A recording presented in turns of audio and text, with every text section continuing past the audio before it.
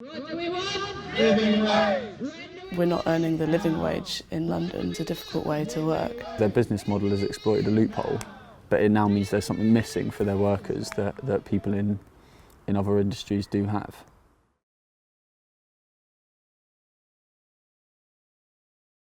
I'm a bicycle courier for food delivery company Deliveroo. I'm one of over 3,000 Deliveroo couriers who work in the UK alone. The online-based food delivery service was founded in 2013.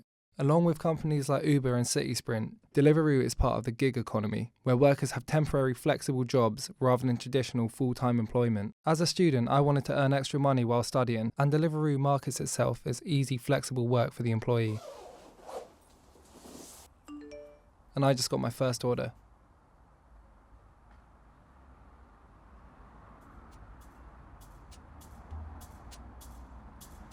To start a shift and become available for orders, I have to first log into the Riders application on my phone.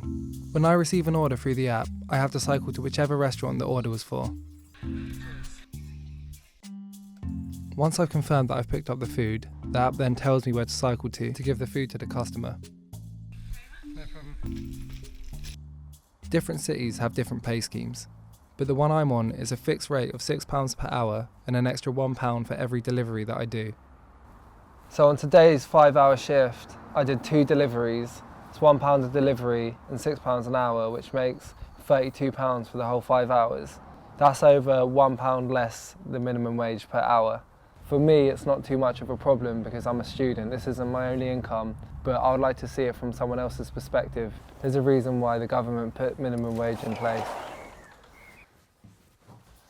Do you think it's unfair that delivery riders can get paid under minimum wage? Well, I think if the rider's told beforehand what they're signing up for, then I can't see how they've got much ground to stand on. That is really bad. That's not fair at all. No one should be paid under minimum wage, especially a company as big as Deliveroo. Considering the job's quite simple, I think the pay is quite reasonable. It's not ideal for people who are trying to make ends meet. I don't think it's fair that delivery riders get paid under minimum wage. I knew what I was signing up for when I went to Deliveroo. But, I enjoy cycling and getting paid for it. For people who need a solid income, it probably doesn't work very well. I travelled to London to meet with someone who works on a different pay scheme to me. In some areas of London, riders only get paid £3.75 per delivery, but no hourly wage. The introduction of this pay scheme was the cause of major strikes in London in 2016, and I got in contact with someone who currently works in this pay scheme. Jamie works in Camden Town, and I asked him if I could follow him around on one of his shifts to see what it's like and to get an idea of what he thinks about the company and the way it's run. So right now I'm waiting for an order. App's turned on. It's quite it's 5 o'clock, so people it's not really dinner shift, so it's pretty quiet. Sometimes you only get like 1 hour, but there are days where you can wait 45 minutes, not get an order, and then obviously you've not made anything in that time. And if you get a few of those in a row, then you definitely average in below minimum wage. We've been here for like 15 minutes, nothing. So yeah, technically that's 15 minutes without getting paid. Oh, there we go. Got a first order. It's a Nando's. So that's not too bad. It took 17 minutes at 5 o'clock, so okay.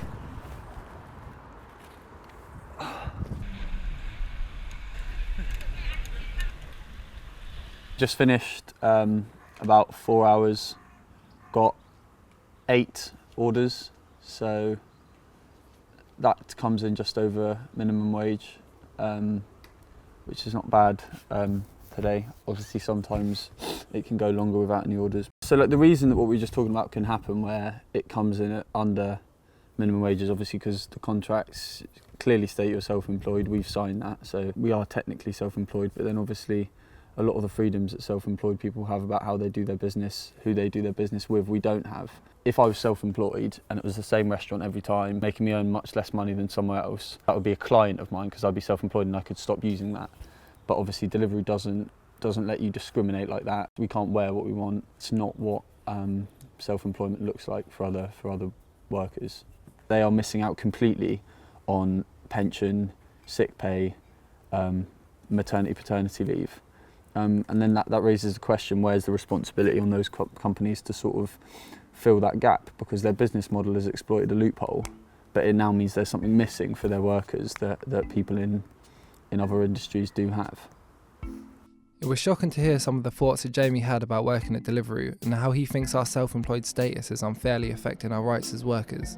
There are clearly deeper issues with the company than I initially thought, and some workers aren't happy with the way it stands.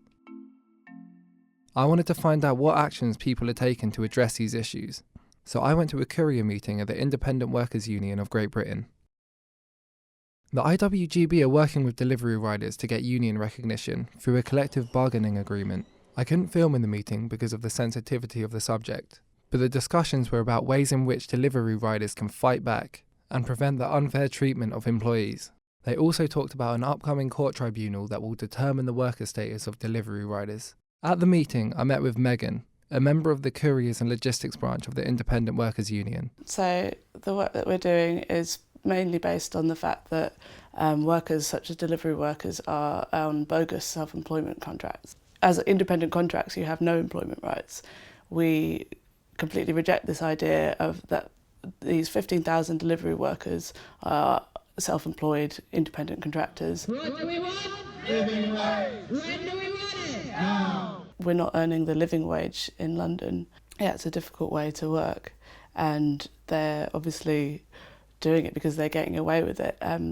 But as we see, that's being challenged, so that's sort of the tides are turning for sure. Having the union recognition means that we actually have a say in what happens. Deliveroo can't just arbitrarily cut our hours or cut our wages. To have the security of worker status, to be seen as what we are, rather than have this disparity between the contract and what they say we are and the reality of the work.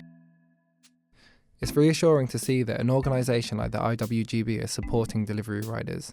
With regular strike action and then pushing for union recognition, the IWGB are ensuring that the voices of the couriers are being heard. McGowan said Deliveroo are shamelessly dodging their responsibilities by giving us bogus self-employment statuses, and riders aren't going to stand for it. I contacted Deliveroo with a request to interview them to see what they had to say about the situation, but they didn't accept.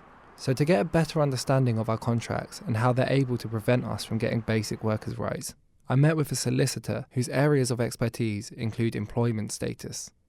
So basically, within our UK legislation, there's 3 ways that an individual can provide services or work. So you've got one end of the spectrum, which is a self-employed individual. Then you've got a middle category, which is a worker, and then the end category, which is an employee. So self-employed individuals have absolutely no employment protection, whereas employees have all the employment protection to things like the discrimination legislation, and in particular unfair dismissal.